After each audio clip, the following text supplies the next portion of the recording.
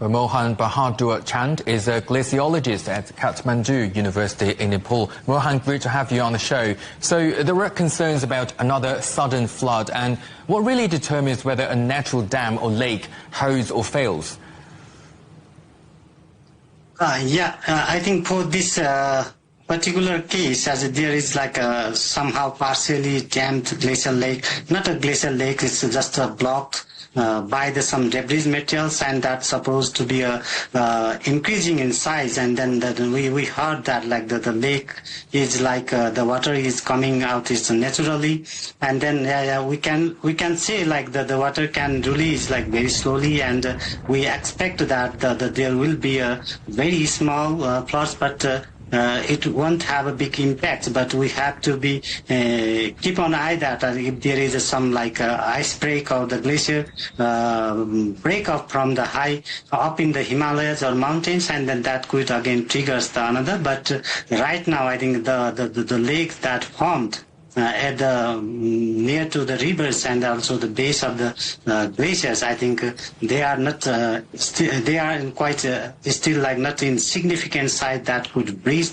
those temporary dam and could lead to very catastrophic floods. But we need to keep an eye on those situations. And the region had a glacial lake-related flood just last year. So are we seeing a pattern here rather than just isolated disasters?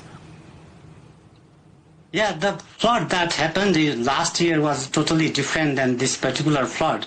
As we observed the last year floods, that was generated from the supraglacial lakes that formed at the surface of the glacier. And then it's a kind of the natural process for those kind of the lakes at the surface of the glaciers, and it drained after getting a significant size at the surface of the glaciers, as usually it happens everywhere, like in many glaciers. But in that particular case, that supraglacial lake took a huge size, it became a large size, and when it drained, and then it also contributed the water from the other small ponds surrounding it, and also carried the significant amount of the debris along with it, and then it caused the like kind of catastrophic flood at that year. But this is again like a totally different types of flood which originated from the like just north part of the Langtang Lerung peaks, and then also in 2015 where the another avalanche was